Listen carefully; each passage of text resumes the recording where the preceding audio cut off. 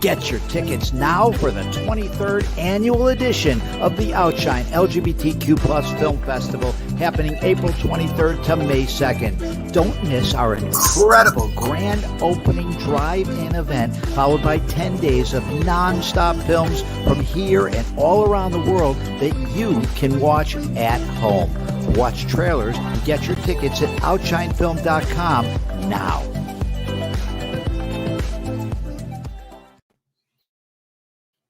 Hey, Outshiners. I always get caught dancing. That music is so contagious. Thank you for joining us for this Q&A for the Lady Shorts programs. We're very fortunate to have many people from the films with us, so thank you to them. We'll be introducing them shortly. But first, as we always do, we need to thank our sponsors, Gilead and Miami-Dade County.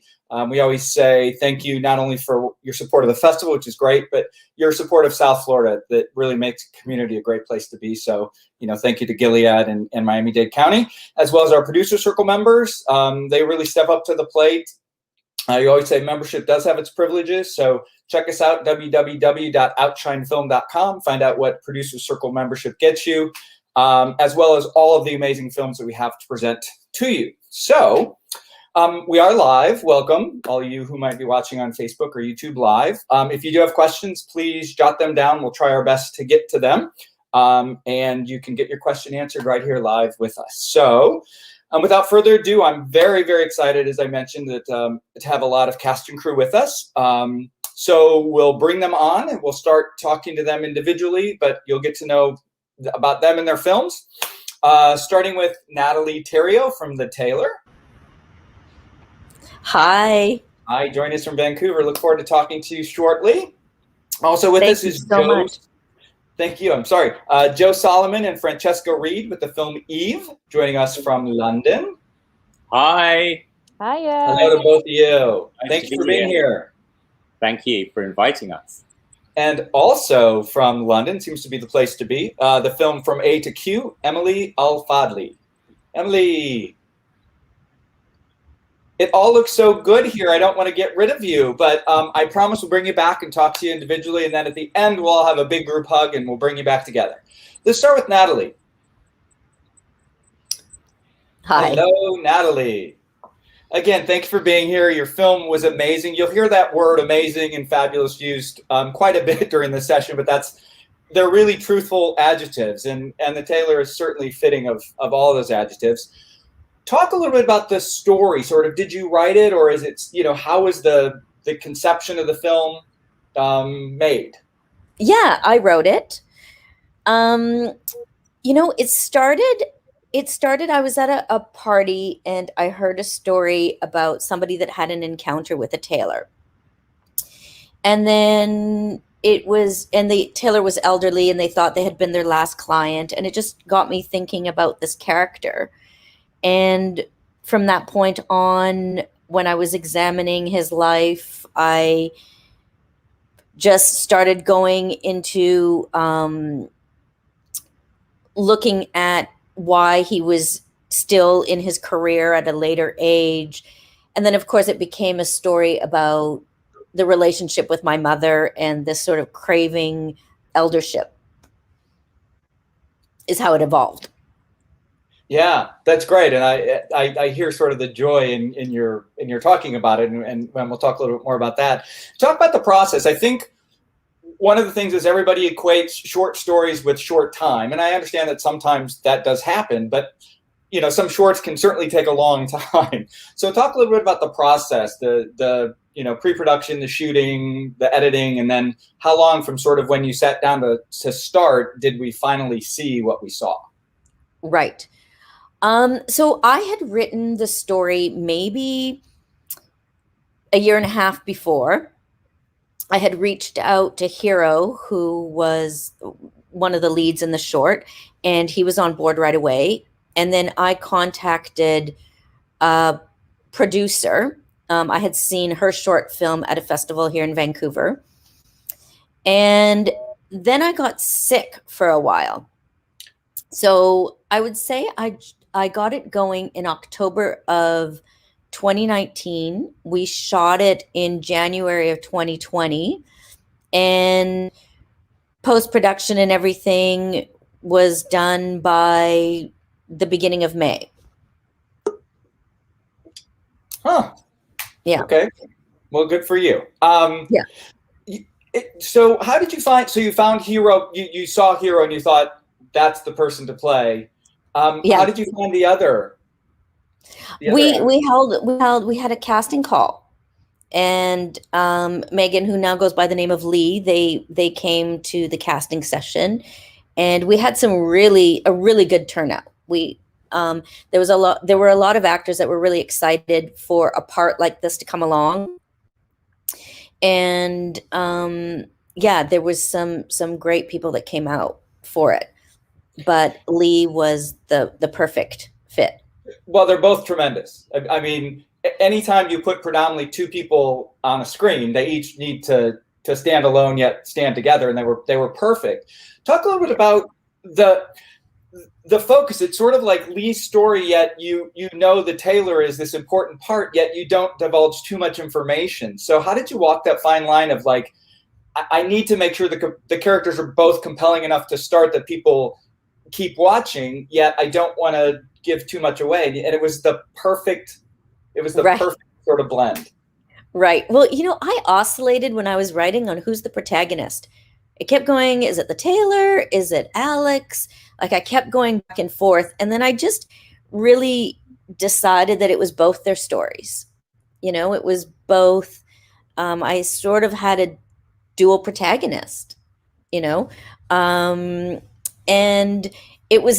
I always knew that the Taylor was not going to reveal himself fully until near the end of the film. So I wanted to keep that mystery there.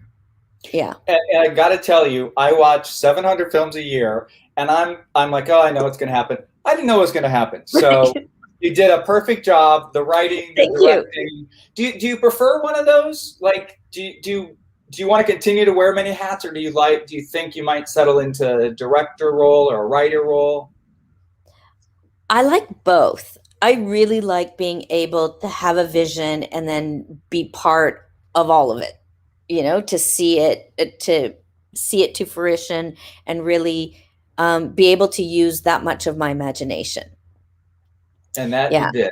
Yeah. Yeah. And you don't need to pick. You don't need to choose. I talked to some people who sort of through the evolution of creation and watching a film, they really do find that they enjoy one or the other. But I'm glad you don't. And writing is easier because it's done privately, and directing was more intimidating, and I was less familiar. But I really enjoyed having the creative input. Well, yeah. Look forward to whatever you have next, because the writing and the directing were both marvelous, as were the actors. So thank you again for allowing us to screen the film. We'll bring you back on a little later. Just relax and enjoy the rest of our conversations. Speaking of our next conversations, with the film Eve, we have Joe Solomon, director, and Francesca Reed, the actor who plays Eve. Hello again. She doesn't play Eve. Oh, plays Olive. I'm sorry. Olivia. Sorry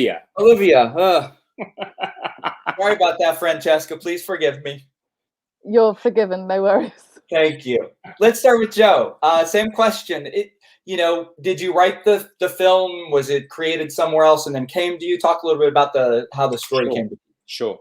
I was at the London Screenwriters Festival, and I was with a friend who'd been a DP on another short I did. And basically she said, I've got to introduce you to this writer. He's just finished working on the BBC writers program, and he's this kind of, great guy. I think, you should collaborate on something. And so we just started talking, and he sent me a bunch of scripts for shorts, and I read this script and I just thought, I love this script. But we spent 6 months working on it, and I also took it to various friends of mine, queer friends, female friends, to kind of see if it rang true with them as well. And after developing it, then we kind of did the casting process, which took a long time, as Francesca can tell you.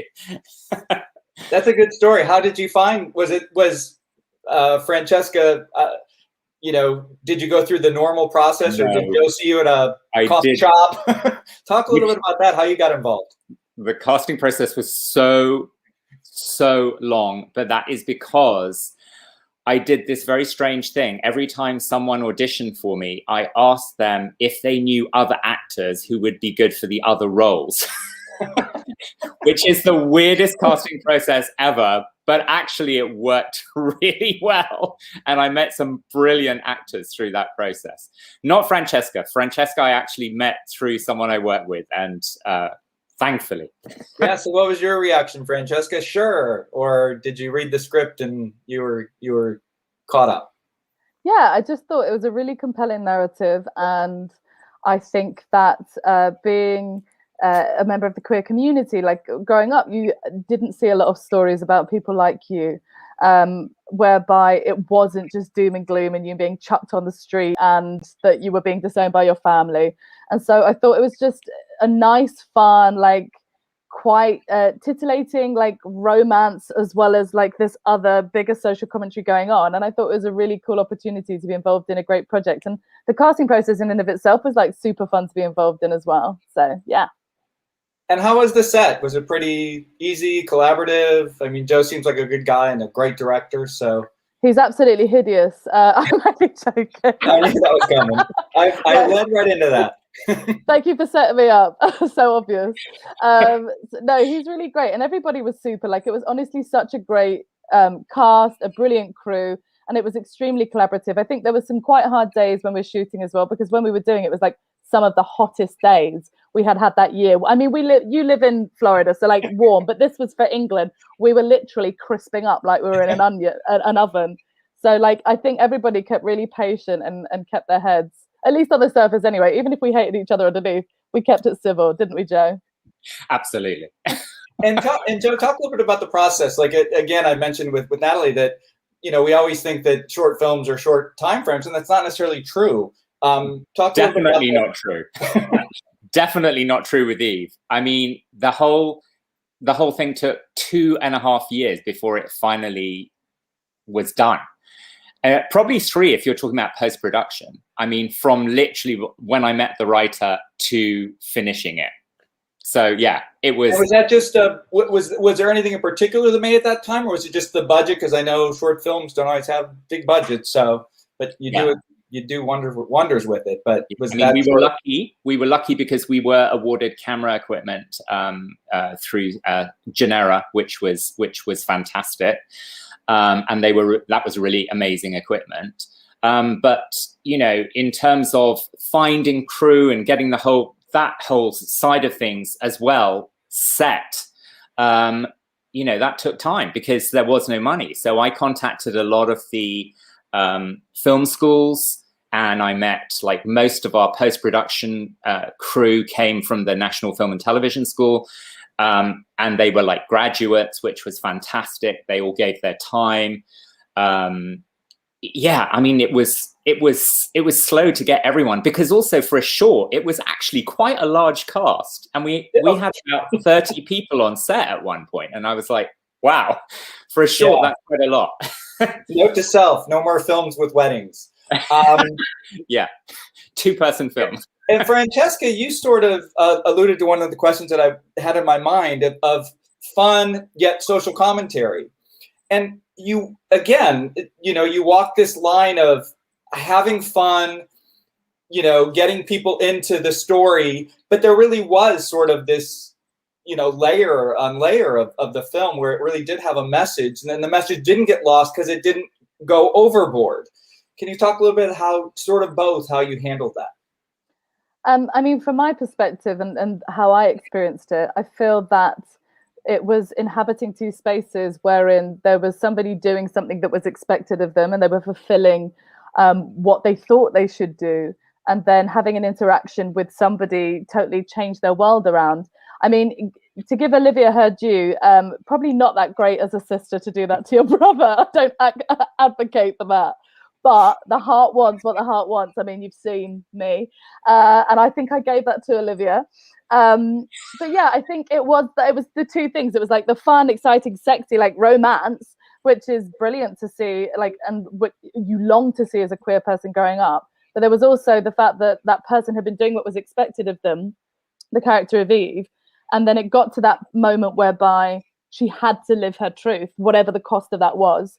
And I feel like, yeah, I think the way that like it had been written and the way that it was directed, I think that it was able to inhabit both of those spaces without doing a detriment to either. And I don't, what was your perspective, Joe?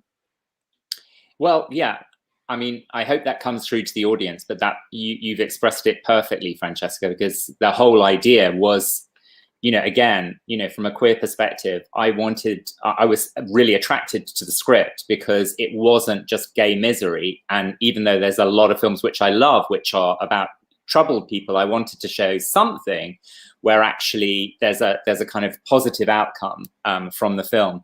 And so I did want to show the isolation of Eve and her anxiety and the mental health issue which is going on because she's really struggling. But the characters around, I wanted them to be fun and comic and kind of, you know, larger than life, which I think a lot of them were. So yeah, hopefully that resonates with audiences, but that was definitely, you know, the aim, the objective. Well, objective achieved. Like I said, it could have gone one way or the other, and you walked that line. It was beautiful and fun, and as you said, all those adjectives. So thank you, Joe. Francesca, we'll bring you back on a little bit and have further conversation, but we appreciate your time. Now with the film From A to Q, director Emily Al-Fadli. Emily, you're also joining us from London. It must be a big filmmaking community in London. We appreciate that. Yeah, I guess so. Well, you've been backstage, so I'm sure you've heard what questions coming. But yes. You know, again, it's important because, you know, all of our stories are different. How all the directors come to the stories are different. So talk a little bit about the derivation of your film and how you came to be.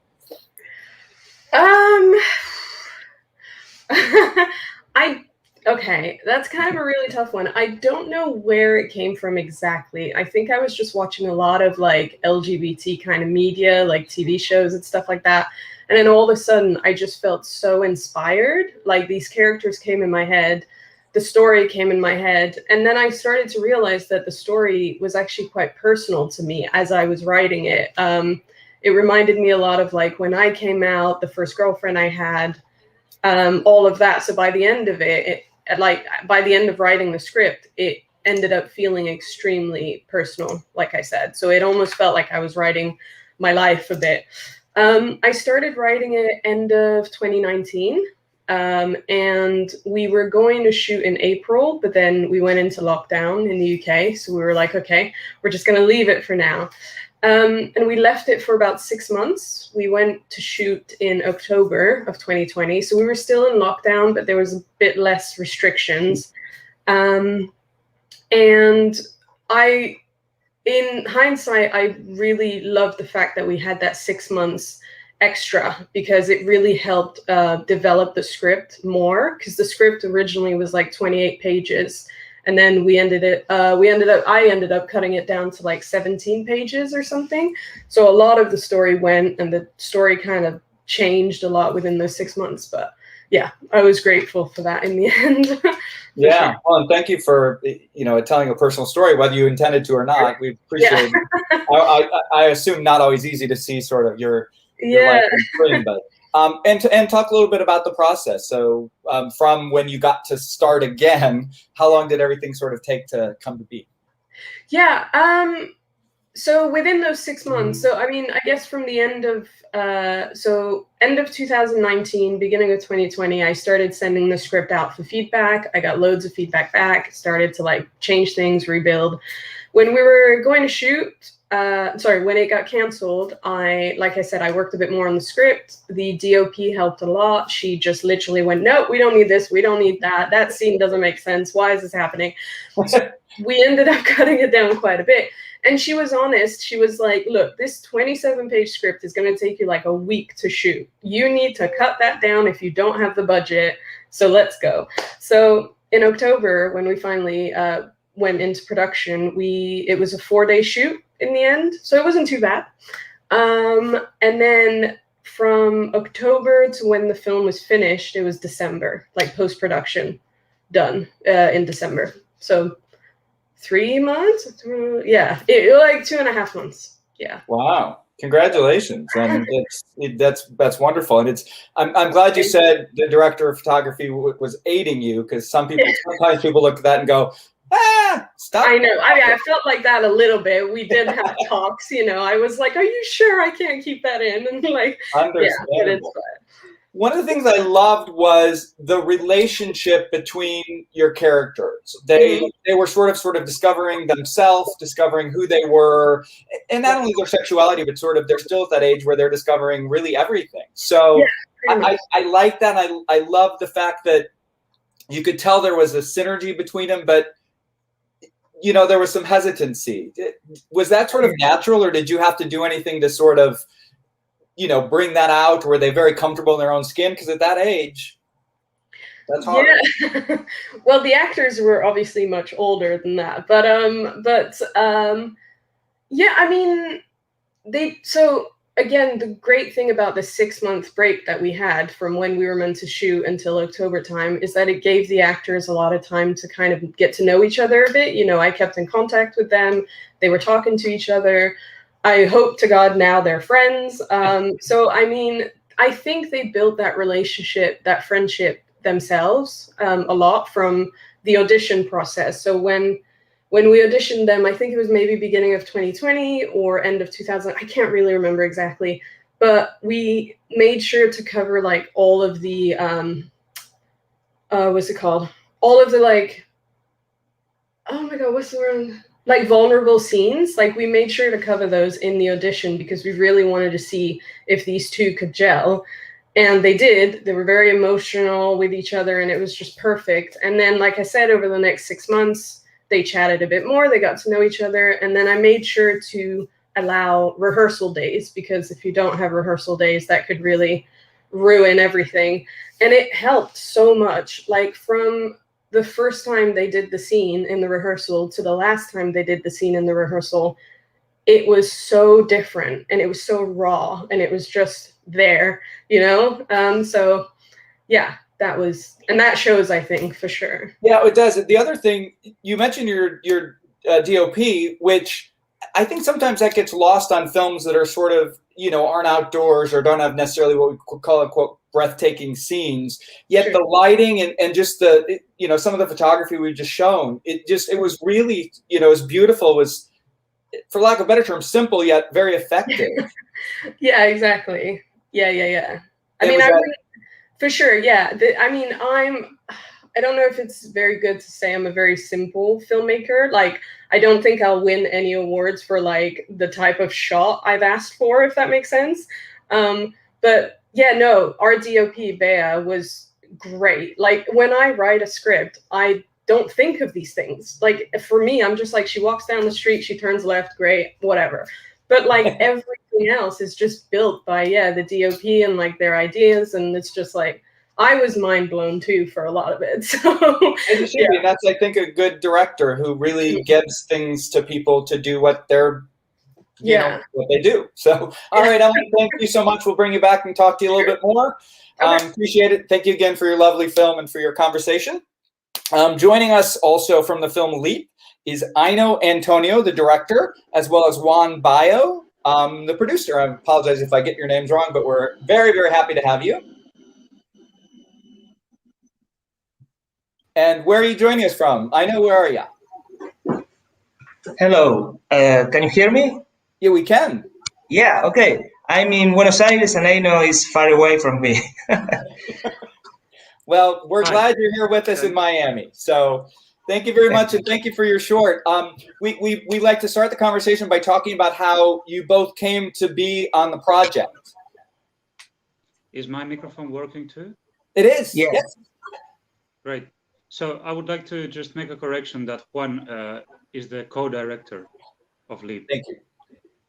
Yeah. Yes. And I'm from Finland right now. So great. Yes, quite a distance. And so how did you each come to the project?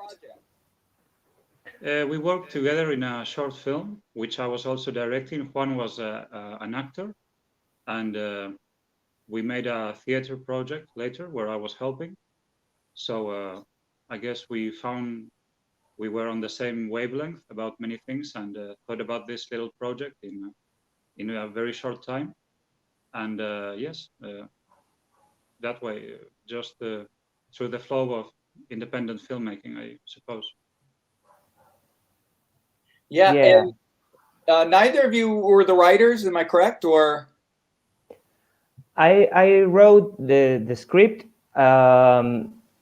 It was a process in which I wanted to direct, and I went to Eino to propose to make a film with me. I had acted in his short film, and we had some ideas, but it was very much improvised, and Eino wanted to shoot in that rooftop.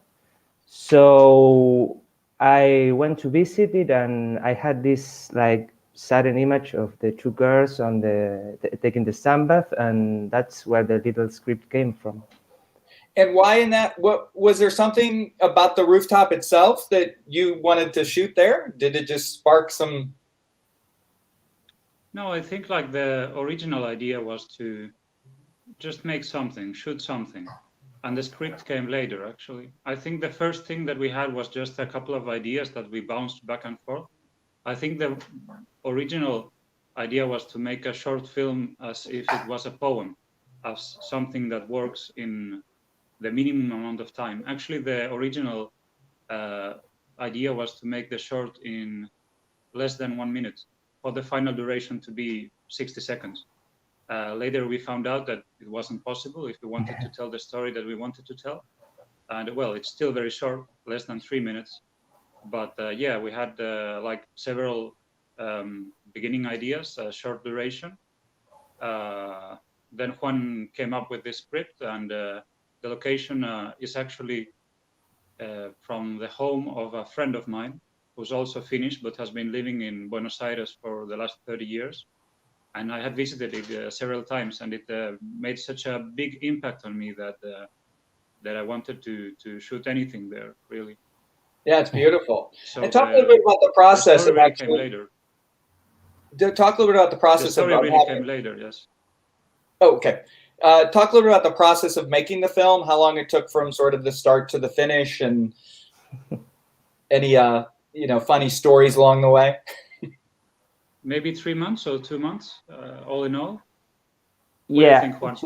To shoot it later, we had 2 years to make the post-production, because we were far away, and that was a little complicated.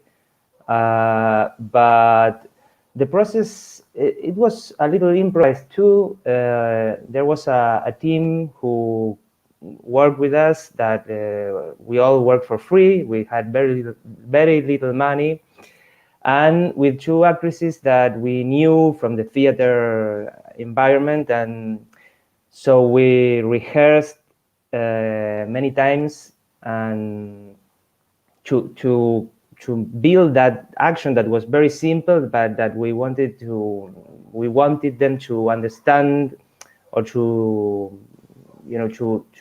we wanted it to have the weight that we imagined on that action, on that rooftop. Yeah. Yeah, I think we found out very quickly that it wasn't going to be able to be done in 1 minute. Yeah. But it's still very, the time is perfect. It's such a full story in the 3-minute runtime. Did you find that what was on the script actually ended up being pretty much what you ended up shooting, or the final film similar to what was on the script? I think so. At least for me, like the idea, which hasn't really happened with anything else I've done, that the idea from the beginning matches what the end result is. Even though we had a storyboard, but that was changed quite a lot in the editing process. But the story, the script in itself, I think is almost the same. We had one line in the very end that we didn't know if you were gonna use it or not, and in the end we did use it. But yes. Yeah. And the actors knew each other? No, they didn't previously, but they were in the same environment of the theater and dance in Buenos Aires. It's big, but not so big. We all kind of know each other, And with the rehearsals, they quickly became, how do you say it, comfortable. And well, they were very given in the process. They were very generous, and we had a lot of fun. For me too, the result was something that it was the idea to take something that is an instant, almost invisible, but at the same time so intense that how could we transmit that in a film and not lose it because it's so small. And I think it's done more or less what we imagined. We are happy with that. Oh, I agree. And they were so good together and so comfortable. And now, correct me if I'm wrong, you were in different parts of the world when you were after the shooting and trying to post-production. Were you, that seems hard. Yeah, it was difficult. Yeah, because also because it was such a short independent project without almost any money. We had one producer, Tero Molis, who had faith in us and gave enough funds for the production phase. But all that was done in post-production was done over a very long period. And of course, when the coronavirus came, it was a thing that like made difficult everything globally, and it also affected the post-production in Leap. Yeah, and I think it kind of was fun too because we are on very different timetables. So to make the montage, we sometimes we discussed like how many milliseconds this shot it's more or less, and we had a very good communication, and we weren't in a hurry, never. We were doing it because we liked it, and so it took 2 years, but it never died. Sometimes with pauses in the middle, but we were always like, hey, let's go on a little bit, and well, 2 years later, a little bit was done. Yeah. Well, you overcame many obstacles, and we're glad you did because this short was fabulous. So thank you for that. Great. So let's bring back everybody. Natalie, Joe, Emily, Francesca. We'll have this really big Brady Bunch looking. And remember, if you're joining us live, if you want to ask a question, please do so, and we'll try and get to that. One of the questions I have, and I can pose it to all of you, is sort of like if you just saw a great story that happened to be GLBTQI, or whether that is important to you to tell those stories, because I think those are, and they're both great, but I think they are sort of different sort of reasons for doing a film like you all did. So, Emily, go ahead. I was going to say, for me, it's definitely important. Like, that is the reason I started making films. I've only ever made lesbian films, like queer films. And it was all out of, I feel like, the lack of positive representation in our kind of media, and just not enough of it. And so that's why me and, my writing partner at the time started it like with our first film. And I moved into this one with the same kind of mentality, and I'm going into all my other projects with that as well. So yeah, definitely important for sure. Great. I feel the same way. Yeah. It's just, I just find that it's hard to find content, especially in sort of mainstream, or what's being represented, I don't relate to. So I don't know who's writing the stories, or, they're putting queer people in stories in the mainstream, but a lot of times I don't recognize the story. Yeah, for sure. Yeah. I think from my perspective, quite a few years ago, I was auditioning for, in the UK, some big soaps. And the parts that were written for LGBTQIA characters that I was being asked to audition for, because I have short hair and people have no imagination, were basically quite horrific men slipped over the skin of cis men with the skin of a woman slipped over them. And when I come across good writing that I think does, like Natalie said, And Emily said as well, like actually represents something I understand to be true, and actually is a representation of a community I'm very proud to be a part of, then I would be a fool not to be involved. So that's where it comes from for me. Mm. And thank you for that. And that's why I was very lucky to have somebody like Francesca in the film. So, I mean, from my perspective, absolutely. To be honest with you as well, though, I'm interested in projects which it doesn't have to be a queer-led project, but I really want supporting characters who are queer, who are interesting. So I'm working on a feature film at the moment where the supporting actor is an older man and he's queer. And I think that's really important too. Let's show people of different ages and different, generations, and see how they interrelate with people in life, because, we're not just one cardboard cutout. Amen. Juan? Well, I hadn't that interest in mind explicitly, but I was hearing from my friends, women friends, men friends in Buenos Aires, this is not based on a real story, but it is based on a lot of information that was coming to me through experiences around me. So it was like there. I didn't really think about it. It was given.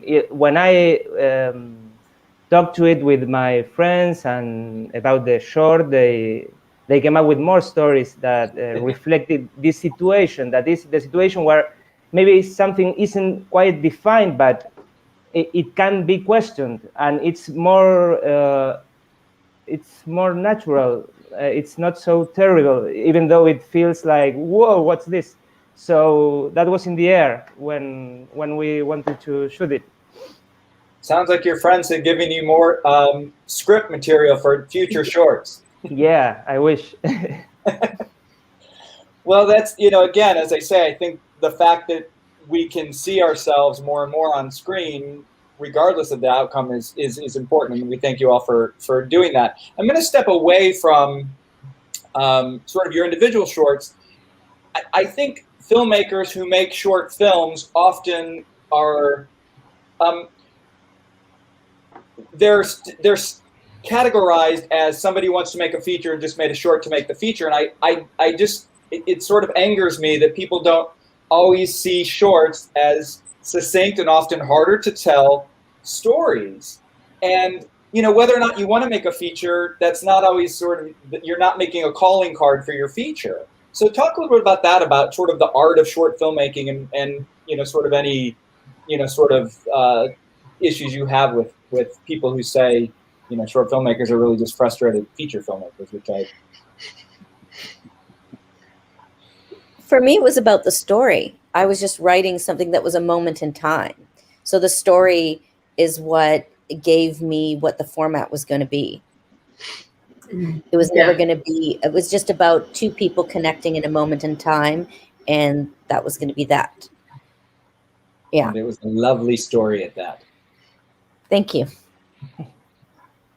I feel like we also... Sorry. I feel like we also relate to media differently these days, and our attention spans are different, and therefore the nature of consumption has changed. So I think that to compare a short to a feature is in some ways a moot point, because short stories do not compute to a novel. They're not better or worse, they're simply different formats. And I think that rings true also within the world of cinema and filmmaking. Francesca, I'm going to copy that and post it to everybody who I get frustrated with. So thank you. Yeah, I agree. I don't know what else to say, but I agree with everyone here. Now, are you all working on something, and sort of at what stage is it that you're working on, and when might we see something else? I am writing a new script, and I am starting scene 2. So how's that? There you go. Could be another year. Who knows? But yeah. Very true.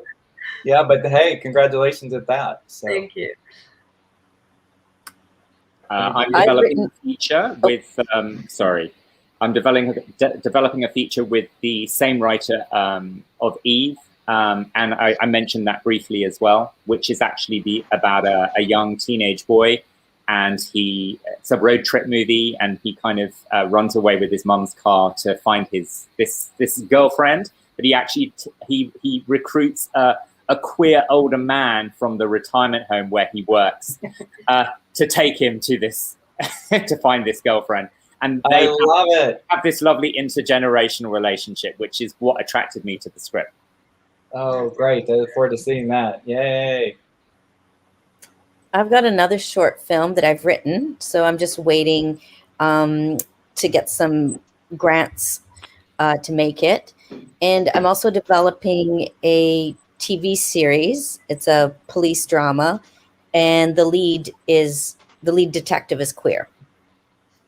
Yay. Juan, Aino? Aino, do you want to? Are you working on anything? And if so, when might we see? Yeah. Yeah, no, several projects that may or may not ever see the light of day on different levels of desperation. So nothing worth mentioning, really. Well, great. I'm glad you're working.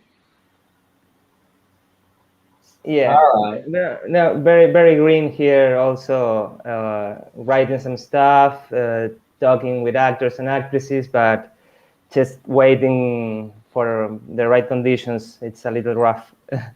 Yeah. Oh, amen to that. Well, I could go on and on and on, but I'm going to stop here. Thank you all for joining us, giving of your time, and more importantly, giving of your wonderful shorts. And I was not kidding. I could go on and on with the adjectives: wonderful, marvelous, meaningful, funny. They were just all brilliant, and we were so happy to have them. And I think they worked really well as a team too. I don't know if you were able to see the individual shorts, but they all had similar meanings. And so thank you. Keep making work, and the more important part of that is so we can keep showing your work and actually have you in Miami when Miami opens back up. So I know Juan, Natalie, Joe, Francesca, Emily, thank you to all of my audience who is watching. Keep joining us, OUTshineFilm.com, to find out all the other marvelous films that we have.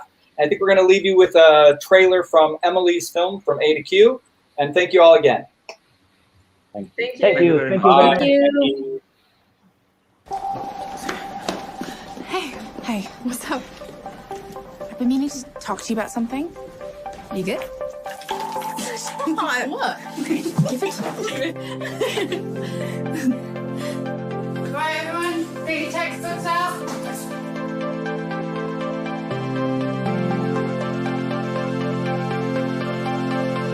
Are you gay? What? No. You're lying. You've been acting so fucking weird around me, and what, you think I didn't notice?